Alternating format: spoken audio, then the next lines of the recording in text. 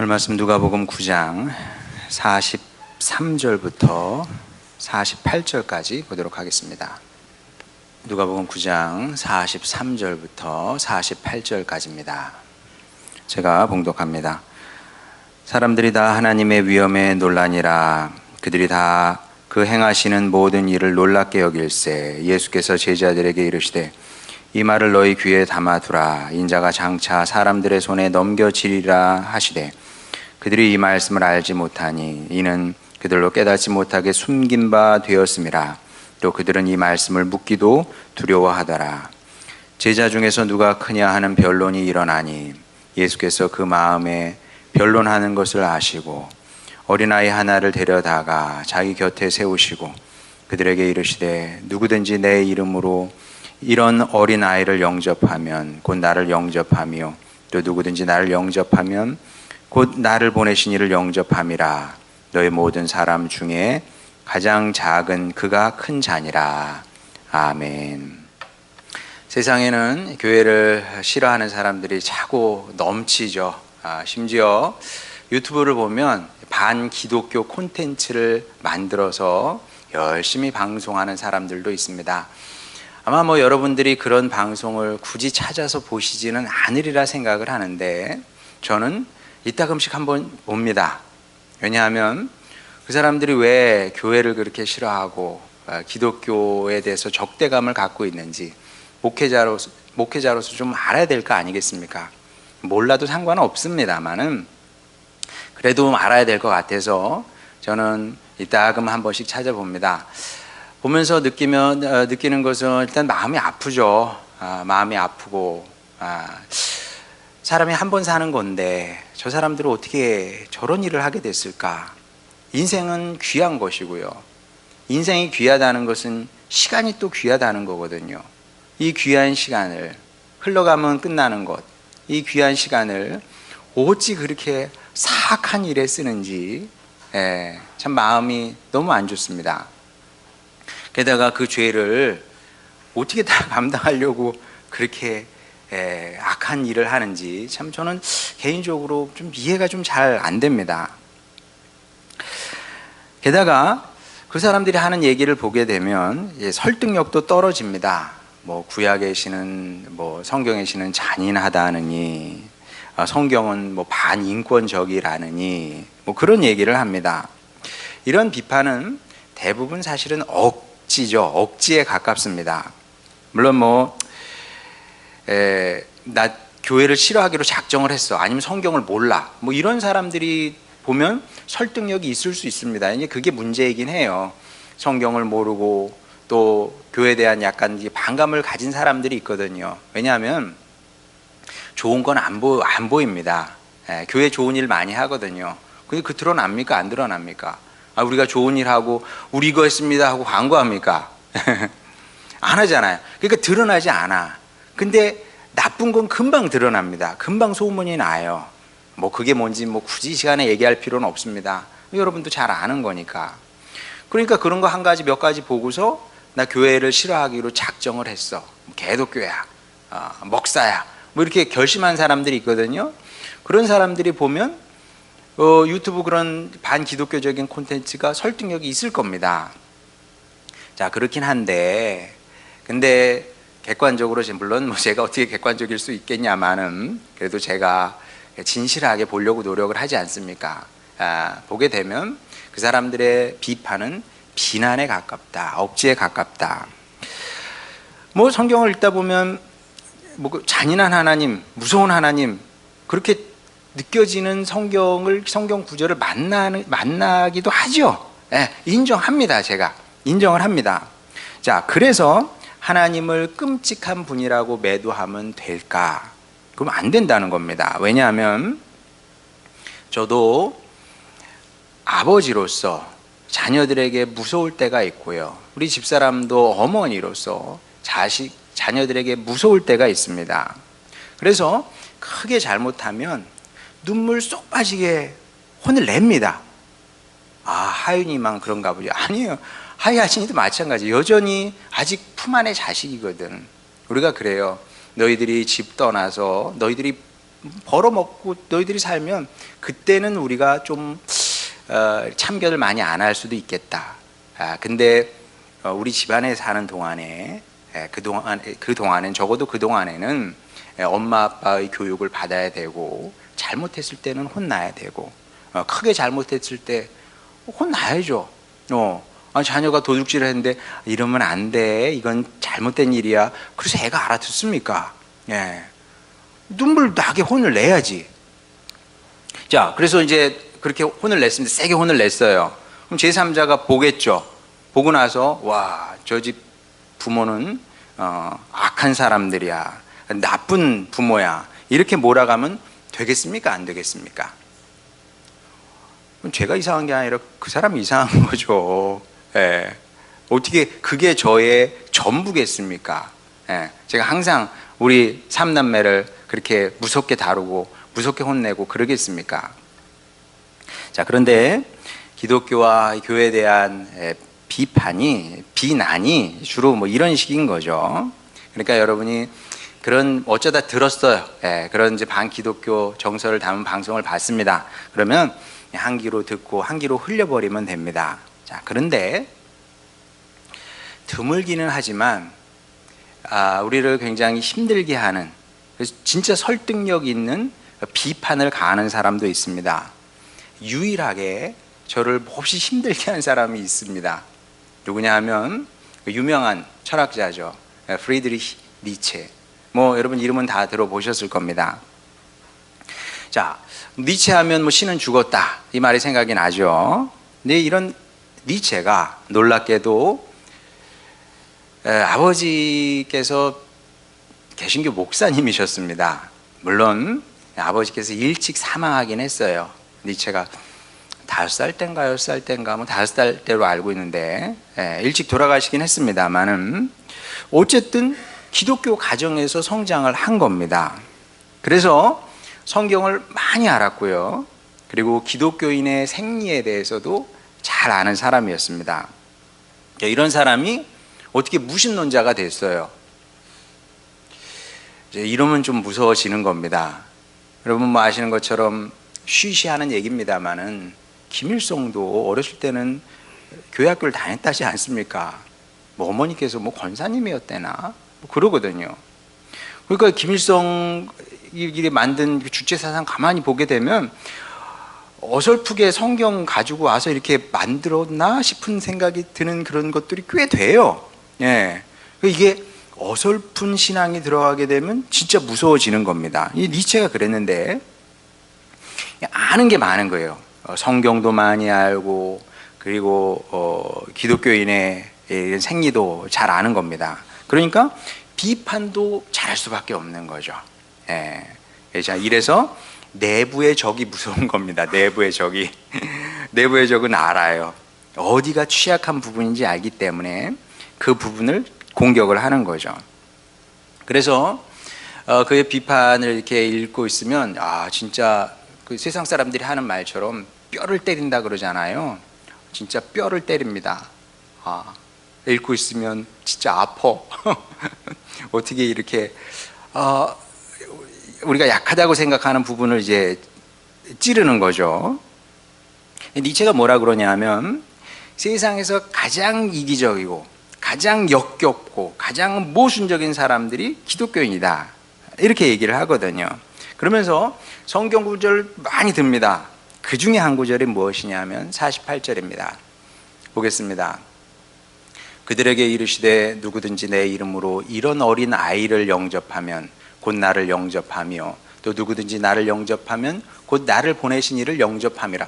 여기까지는 좋아요. 그 다음 너희 모든 사람 중에 가장 작은 그가 큰 자니라. 이걸 이제 문제 삼는 거죠. 자, 결국 너희들이 원하는 게 뭐냐? 크고 싶은 욕망 아니냐? 응? 너희들이 결국 원하는 것은 크고 싶어지는 거다. 높이 올라가고 싶은 거다. 네, 인정해. 너희들이 말로는 뭐 사랑, 겸손, 희생 뭐 이런 얘기를 많이 하는데 실제로 기독교인들이 바라는 것은 천국에 가는 것이고 그리고 천국에서도 높아지는 것이다. 이렇게 이제 비판을 하는 겁니다. 자, 이런 식으로 기독교인들은 숨기지만 철두철미하게 대가를, 보상을 바란다는 거죠. 자기가 그래, 착한 일 했어. 근데 절대 그냥 하지 않는다는 겁니다. 기독교인들은 거기에 대한 보상을, 대가를 반드시 바란다는 거죠. 그러면서 니체가 뭐라 그러냐면, 기독교인들은 입만 열면 은혜를 얘기하는데, 근데 가장 은혜를 모르고 가장 은혜 없이 사는 사람들이 기독교인이다. 굉장히 모순된 사람들이다. 어리석은 사람이다. 이런 식으로 비판을 한 겁니다. 제가 이제 그런 글을 읽었어요. 어땠을까요? 기분은 되게 나쁘죠. 기분은 되게 나쁜데 반박하기는 어려워요. 어떻게 반박을 할 거예요? 네. 어떻게 여러분 반박할 수 있겠습니까? 굉장히 설득력이 있거든요. 여러분 자신에게 적용해 보세요. 저 한번 적용해 볼까요? 저 천국 가고 싶습니다. 저 천국 가고 싶고요.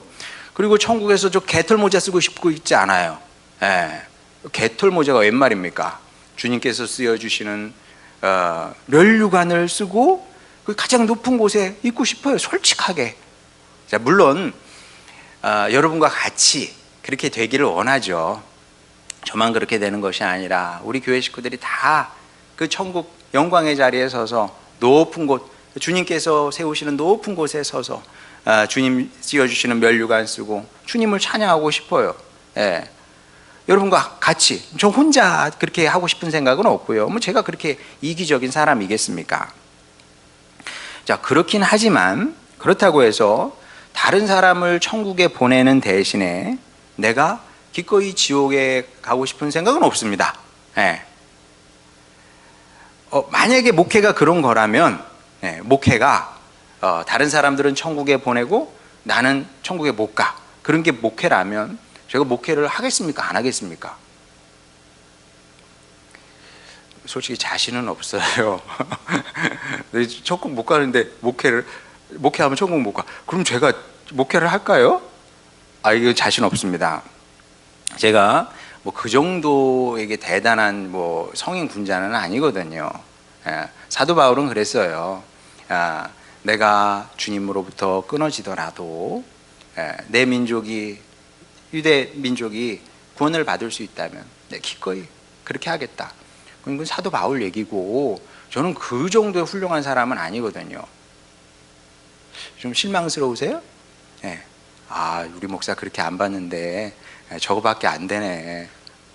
다른 교회 가야 되겠다. 근데 여러분, 다른 교회 가도 마찬가지일 겁니다. 다른 교회 가도 마찬가지. 누가 사도 바울처럼 훌륭한 목사가 세상에 몇 명이나 되겠어요. 거의 없을 거라고 저는 보는데. 그리고 여러분, 목사가 그거밖에 안 된다고 그래도 여러분 돌 던지거나 그러지 마시기 바랍니다. 왜냐하면 여러분은 다르겠습니까? 여러분 지옥 가도 된다는 생각으로 지금 여기 와 계십니까? 여러분 복 받고 싶으니까 여기 앉아 있는 거예요 지금. 제 말이 틀립니까? 자, 이제 니체의 비판이 이 지점을 향하고 있는 겁니다. 우리를 향해서 너 주제 파악 제대로 해. 그리고 사랑, 희생, 헌신 이따위 얘기하지 말어. 이런 말을 입 밖에 내는 순간 너희는 위선자가 되는 거야. 딱 이렇게 못을 딱 박아버린 거죠. 굉장히 날카로운 비판이고요. 날카롭기 때문에 아주 틀린 것처럼 보이지 않기 때문에 우리를 굉장히 위축되게 만듭니다. 제가 그랬어요.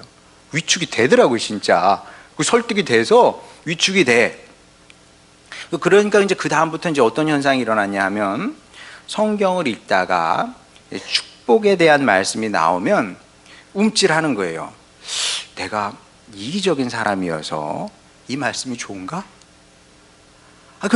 우리 사실 이렇게 축복의 말씀이 좋거든, 사실은. 축복의 말씀이 좋지 않아요. 그런 말씀 읽고 또 읽고 그러지. 저주의 말씀 그걸 자꾸 묵상하게 되진 않거든요. 저주의 말씀도 읽긴 읽지만 그래도 우리의 마음을 기쁘게 하는 것은 축복의 말씀이거든요. 언약의 말씀 이런 것들. 근데 그걸 읽으면 기뻐야 되는데 기쁘지 않고 위축이 되는 거예요. 내가 모순적인 사람인가? 내가 이기적인 사람인가? 나만 아는가? 이런 생각이 드는 겁니다. 그러니까 뭔가 건강하지 못한 반응이 나오는 거죠. 자, 그래서 니체의 비판을 극복을 해야 됩니다. 물론 뭐 여러분들이 뭐 이런 생각을 깊이 하지는 않았을 텐데 살다 보면 이런 비슷한 얘기를 또 만나게 되고요. 또 우리의 신앙이 점점 자랄수록 우리 양심이 또 얘기를 하거든요. 너 이기적인 거 아니야? 너무 이기적인 거 아니야?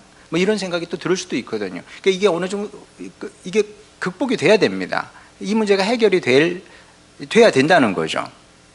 자, 그러면 이거 어떻게 극복을 해야 되느냐? 저는 쉽진 않더라고요, 솔직히. 솔직히 쉽지 않았어요. 그래서 저는 이제 늘 그렇게 생각을 하거든요. 나는 아는 게 별로 없다. 난 아는 게 별로 없다. 진짜 그렇게 생각하고 삽니다.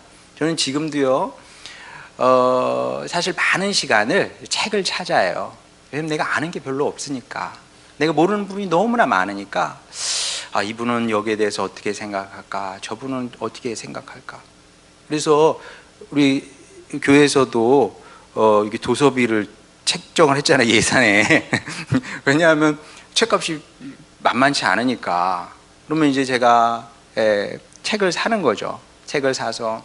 그런 갈증이 늘 있어요. 내가 모르는 게 너무나 많으니까. 내가 내 지혜로 내 머리에서 나오는 걸로 다 답이 안 돼. 자, 근데 우연히 C.S. 루이스의 책을 진짜 우연히 보게 됐어요. 사실 뭐 루이스는 저하고 아주 잘 맞는 사람은 아니에요. 오해는 하지 마시고, 뭐 저하고는 비교도 안 되게 훌륭한 분이죠. 어떻게 C.S. 루이스하고 저하고 비교가 됩니까? C.S. 루이스는 뭐 아주 대단히 훌륭한 사람인데, 어쨌든 저하고는 아주 잘 맞지는 않아요. 근데 그분의 짧은 글이에요. 영광의 무게라는 그 강연했던 그 한 뭐 20페이지도 안 되는 짧은 글인데, 우연히 이제 그 글을 읽게 됐는데, 거기서 이제 루이스가 이런 말을 했습니다.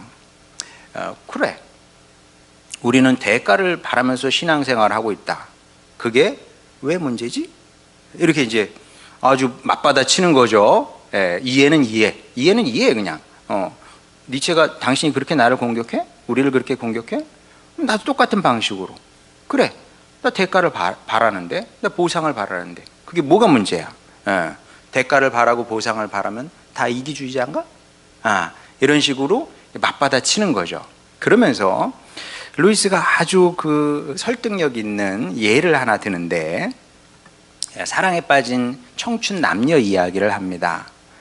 사랑에 빠졌어요. 자, 그러면 연애를 하겠죠. 뭐 연애 기간이 1년일 수도 있고 2년일 수도 있고 연애를 하게 됩니다. 자, 그러면 그 사랑은 완성을 향해서 나가게 돼 있어요. 그렇죠? 그냥 사랑하다 끝나는 건 아니잖아요. 완성으로 나가게 되는데, 좀 그 완성은 뭐냐? 사랑의 완성이 뭡니까? 당연히 결혼이죠. 사랑은 결혼함으로써 완성에 이르게 되는 겁니다. 사랑은 하는데 나 따로 살고 싶어.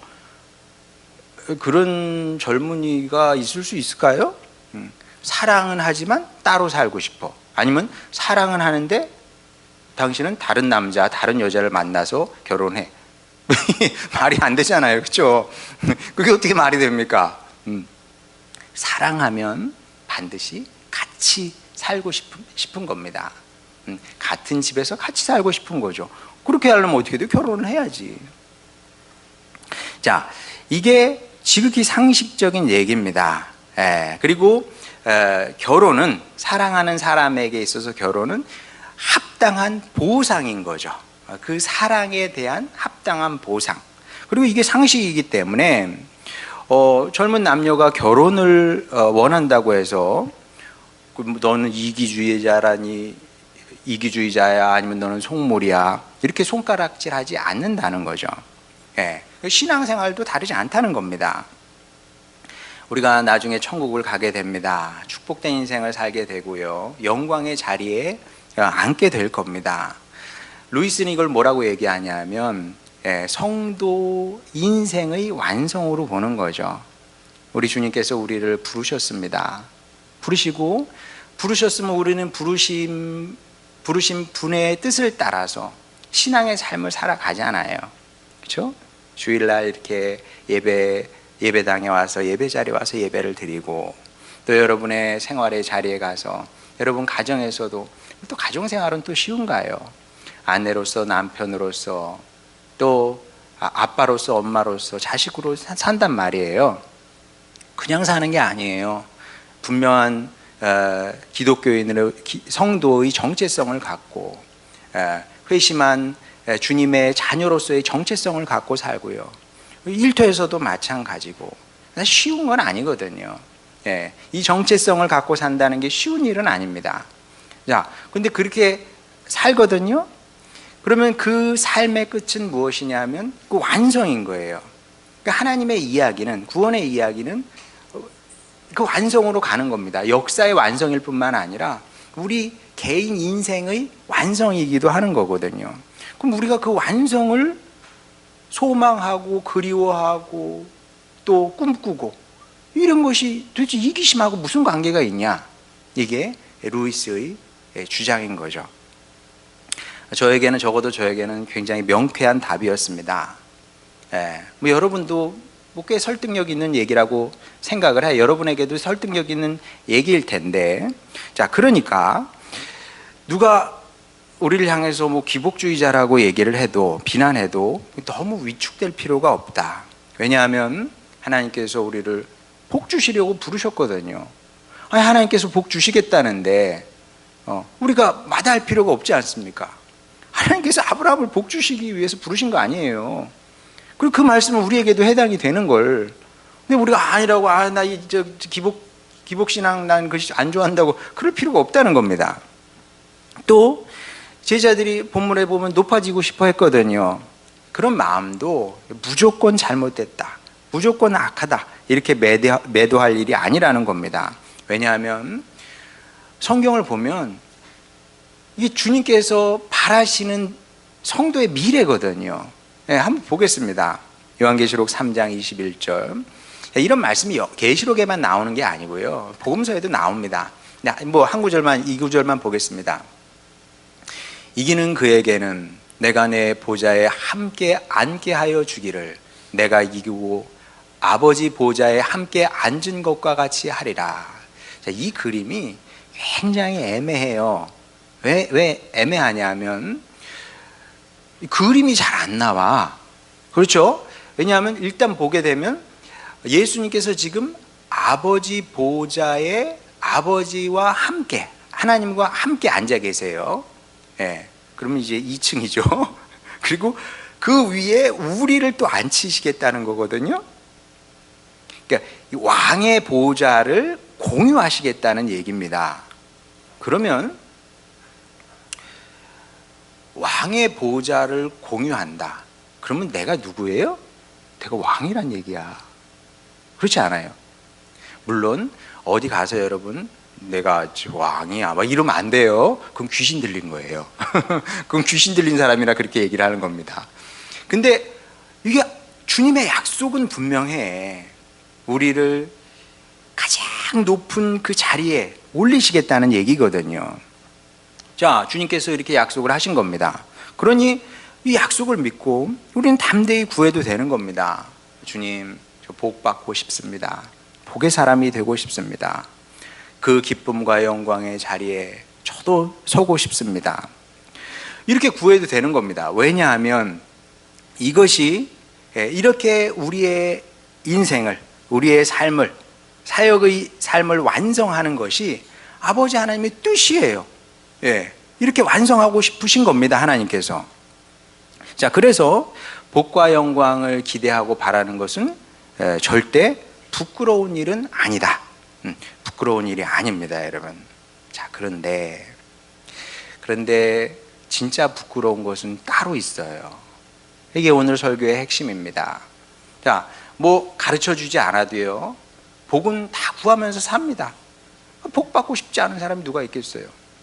영광의 자리에 서고 싶지 않은 사람이 누가 있겠습니까? 이건 안 가르쳐 줘도 잘 알아. 네. 그럼 계속 하세요. 그러니까 그거는. 자, 근데 그건 당연한 건데 진짜 부끄러운 것은 따로 있다. 자, 그게 뭔지 44절 보겠습니다. 이 말을 너희 귀에 담아두라.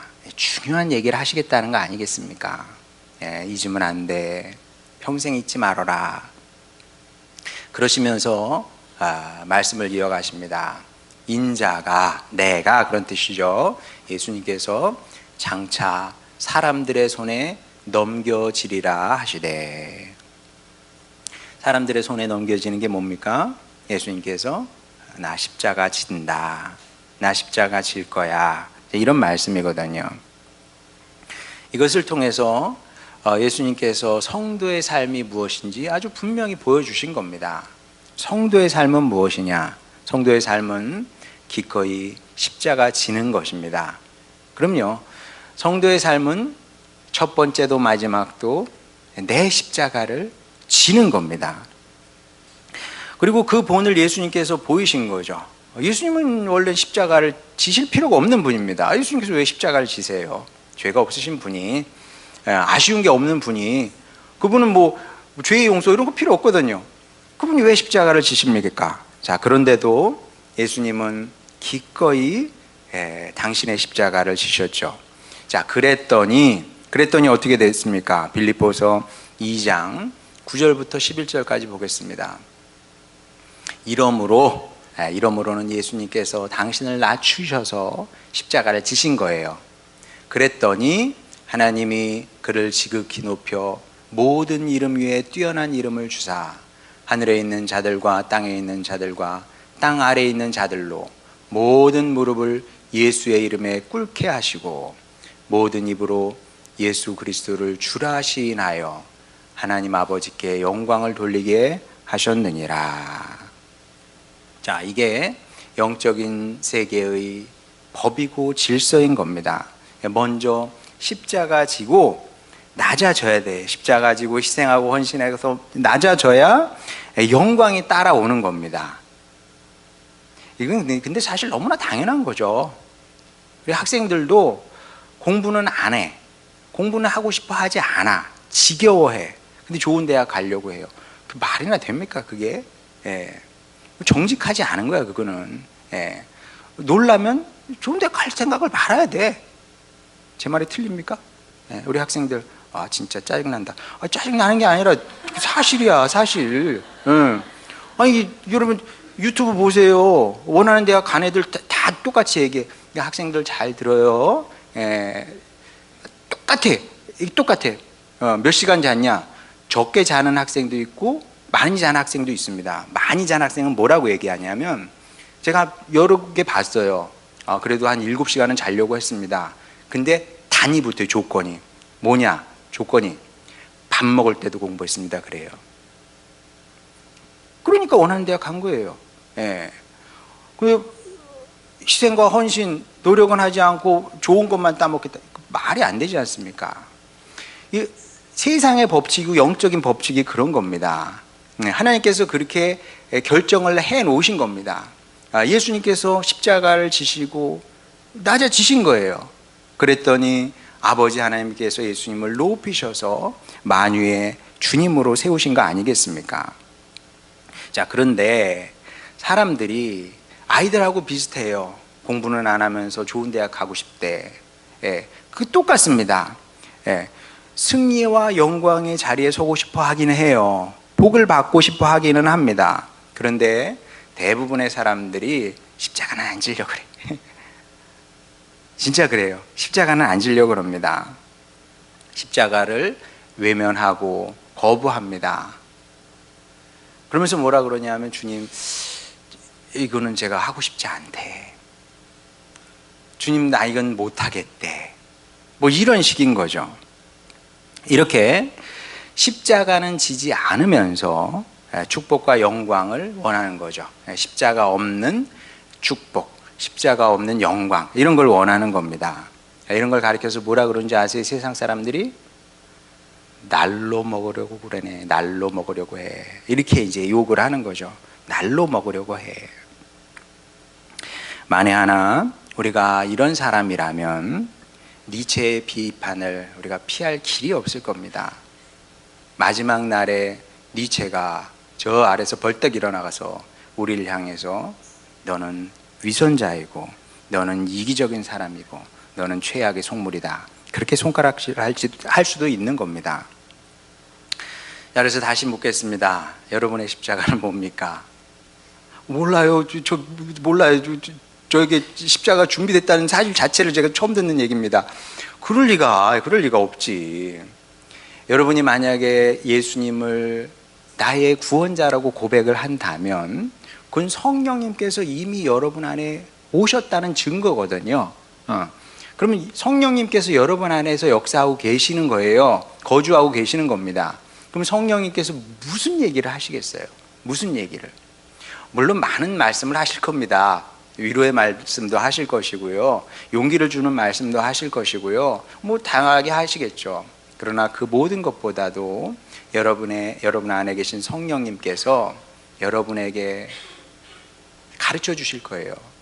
이 십자가가 네 십자가인데 왜 안 지냐? 이 십자가를 져야지. 근데 우리는 자꾸 외면하는 거죠. 못 들은 척하고 그리고 안 보고 뭐 이렇게 되는 거죠. 여러분, 그러면 안 돼요. 그럼 어떻게 된다고요? 날로 먹으려고 하는 진짜 욕심쟁이인 거죠.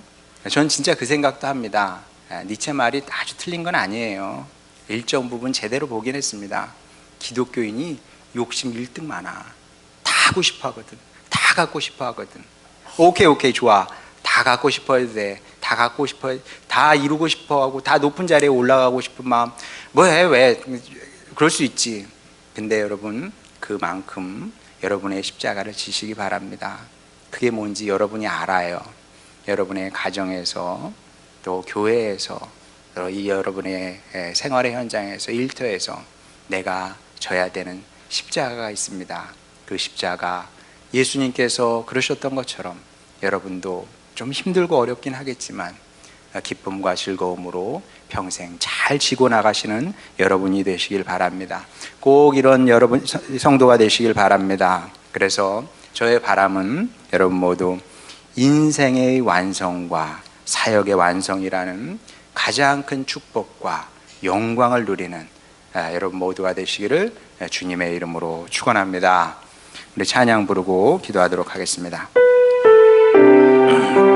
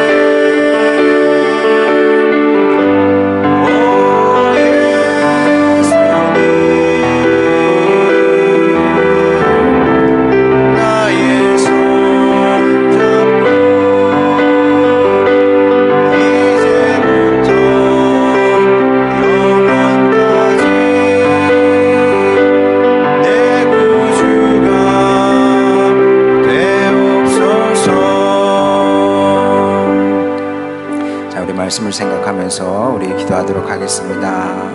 물론 십자가 지는 것이 쉬운 일은 아니죠. 예수님도 아버지 할만하시거든 이 잔을 내게서 지나가게 하여 주시옵소서. 기도하실 만큼 쉽지 않은 것이 십자가 지는 겁니다. 그런데 여러분, 아무도 십자가 지지 않으냐면 아무 일도 일어나지 않습니다. 원래 그런 거예요. 원래 세상의 법도 그런 것이고요, 영적인 법도 그런 겁니다. 희생이 없는데 어떻게 구원의 역사가 있겠어요? 누군가 죽지 않는데 어떻게 생명 현상이 나타날 수 있겠습니까? 시간 기도할 때 우리 다시 결단합시다. 주님, 제 십자가를 제가 이제 모른다고 하지 않겠습니다. 제가 압니다. 제가 지겠습니다. 지고 예수님 그 길을 따라 걷겠습니다. 골고다 길을 따라 걷겠습니다. 그리하여 우리를 향한 주님의 선하시고 아름다운 뜻을 이루게 하여 주시고 마지막 날 주님 앞에 섰을 때 잘했다 칭찬받는 우리 아버지 하나님의 아들, 딸 되게 하여 주시옵소서. 이런 기도 제목으로 주님께 나가도록 하겠습니다. 기도하시겠습니다. 우리를 사랑하시는 아버지 하나님, 여기 주님의 자녀들이 있습니다. 아버지 하나님, 주님, 자식은 부모를 닮아야만 합니다. 우리 주님의 어떤 부분을 닮았습니까? 주여, 예수님께서 보이신 모범을 따라 우리 살기를 원합니다. 우리의 십자가 지기를 원합니다. 사실 주님께서 우리에게 요구하시는 십자가가 그렇게 크고 무거운 것은 아니지 않습니까? 주님, 작은 십자가입니다. 주님, 우리가 기꺼이 지고 예수님의 뒤를 따라 걷기를 원합니다. 아버지 하나님, 우리 이기적인 사람이 되고 싶진 않습니다. 주님, 우리는 속물이 되고 싶지 않습니다. 주여, 우리 예수님의 길을 따라 걷게 하여 주시고, 그리하여 아버지 하나님께서 우리를 위해서 예비해 놓으신 그 완성의 자리에 우리 서게 되기를 원합니다. 우리 인생의 완성을 보게 하여 주시고 우리 사역의 완성을 보게 하여 주시옵소서. 아버지 하나님, 잘했다 칭찬받는 주님의 자녀들이 되기를 원합니다. 또 교회가 되기를 원합니다. 이 사역을 끝까지 잘 감당하는 저희들 되게 하여 주시옵시고, 그리하여 아버지 하나님, 주여, 아버지 하나님께서 예수님을 높이셨던 것처럼 우리도 그 영광의 자리에 서게 되기를 원합니다. 또 더 많은 사람을 그 영광의 자리로 인도하는 주님의 사역자가 되겠사오니, 아버지, 우리 한 영혼 아버지 하나님 축복하여 주시사 주님께서 기뻐하시는 그 사역의 완성을 이루며 살아가는 우리 식구들 다 되게 하여 주시옵소서. 축복하여 주시옵소서. 우리의 기도를 들으심을 감사드립니다. 주여, 우리 성도들 다 예수님 닮은 사람들이 되길 원하오니 그렇게 예수님의 방식으로 이기고 승리케 하여 주시옵소서. 예수님의 이름으로 기도드렸습니다. 아멘.